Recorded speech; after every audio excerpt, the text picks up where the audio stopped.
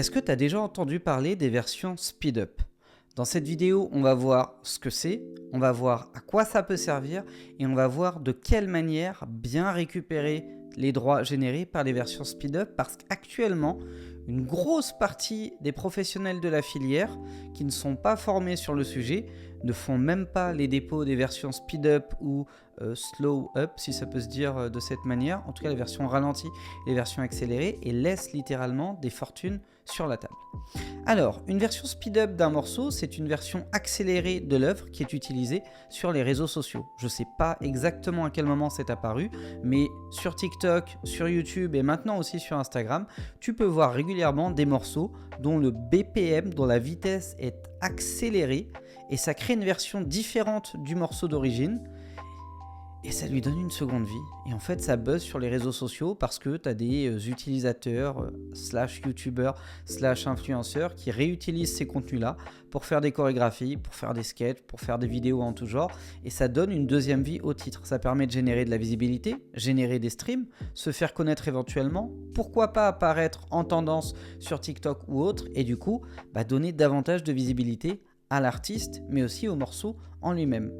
Et le problème des versions speed-up, c'est qu'il y a plusieurs mois de ça, alors maintenant ils ne peuvent plus le faire, mais il y a plusieurs mois de ça, il y avait encore des petits malins qui s'amusaient à faire des sorties digitales sur les versions speed-up, et donc à générer de l'argent sans en avoir le droit, puisqu'ils n'avaient aucun droit sur les masters d'origine, et donc aucun droit sur la version speed-up, et ont généré des fortunes. T'as des gamins, 17-18 ans, qui se sont fait des coups de 7 000, 8 000, 10 000 euros sur des versions speed-up qu'ils ont sorties. Ils s'amusaient à prendre, je sais pas moi, 200 morceaux, faire 200 sorties sur un distributeur digital, et à générer, entre guillemets, des fortunes, littéralement, avec ça.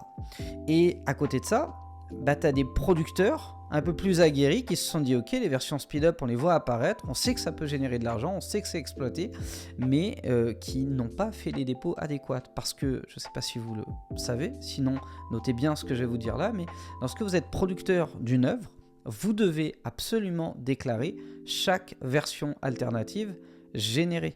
Donc si vous faites une version speed up, une version slow up, une version remix, une version alternative, acoustique ou quoi que ce soit, il faut absolument la déclarer, générer un code ISRC dessus, l'accréditer en matrice SPPF ou la déclarer à la SCPP et également assurer un dépôt SACEM. À la limite, le dépôt SACEM, c'est peut-être ce qu'il y a de moins grave si jamais ce n'est pas fait, mais en tout cas, il faut vous assurer de bien le déposer un peu partout afin de collecter les droits. Sinon, surtout pour les versions speed-up, elles ne sont pas reconnues forcément. Maintenant, elles le sont, mais au départ, elles n'étaient pas reconnues par les systèmes d'authentification des œuvres. Et tu pouvais te retrouver avec un son en version speed-up qui a peut-être généré 2000 euros, 3000 euros, et tu les vois apparaître nulle part, parce que tu n'as pas déclaré cette version-là, et donc tu ne touches rien dessus. Au-delà de 5 ans, ces droits-là ne sont plus répartissables et tu te retrouves à avoir laissé des fortunes sur la table.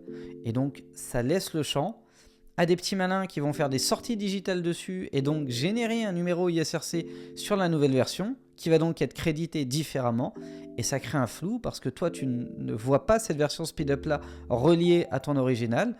Et c'est normal, il y a quelqu'un qui l'a déposé ailleurs sur une autre plateforme et qui a généré des revenus dessus. Et à partir du moment où il y a deux ISRC, on considère que c'est deux œuvres différentes, le lien ne se fait pas de manière automatique. Donc si toi, tu n'as pas la démarche de contacter la SCPP, la SPPF et de dire il y a X version speed-up de telle de mes œuvres, faut absolument que j'aille récupérer ces droits-là.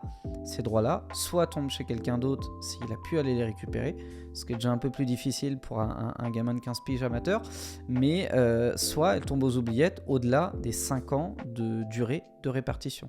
Donc il faut vraiment faire attention avec ces fameuses versions speed-up. Néanmoins, une fois qu'on maîtrise toutes ces contraintes-là, ce qui est le cas pour les membres Musicecure, puisque chez Musicecure, la société de gestion de droits que j'ai créée il y a de ça un peu plus de 3 ans maintenant, on a dès le départ fait attention aux versions speed-up, qu'on a bien sûr distribuées, intégrées au catalogue de suivi et pour lesquelles on a bien assurément effectué les déclarations et collecté les droits, ça ajoute entre guillemets une flèche à l'arc de développement de visibilité de l'artiste. Parce que si tu as un morceau qui n'a pas d'impact, entre guillemets, dont la promo s'est arrêtée et que tu n'as pas réussi à le faire exister, sortir une version speed-up et la lancer sur les plateformes et voir ce qui se passe, c'est pas une mauvaise idée. Tu peux avoir de très très bonnes surprises, tu peux avoir des chorégraphies créées dessus, des effets de buzz partis d'un délire ou de je ne sais quoi, et ça peut littéralement donner une seconde vie au morceau parce que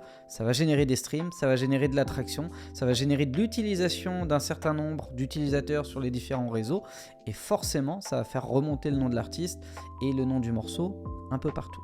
Donc voilà ce qu'il y a à savoir sur les versions speed up. Attention au dépôt, attention à la gestion des droits, et faites-vous plaisir parce que visiblement c'est une tendance qui a l'air de fonctionner encore aujourd'hui en 2024 et probablement en 2025 et au-delà. Merci d'avoir été attentif à cette vidéo. Si jamais ça vous a appris des choses, plu, motivé ou inspiré, lâchez-moi un gros like, abonnez-vous à la chaîne YouTube Producteur à Succès parce que YouTube me donne la stat qu'il y a encore pas loin de 50% des personnes qui regardent mes vidéos qui ne sont pas abonnées à la chaîne YouTube. Donc n'hésitez pas à vous abonner, d'une part pour récompenser mon travail, d'autre part pour me motiver à continuer, et enfin en troisième part pour ne louper aucune des futures vidéos à venir. Donc activez bien la petite cloche de notification.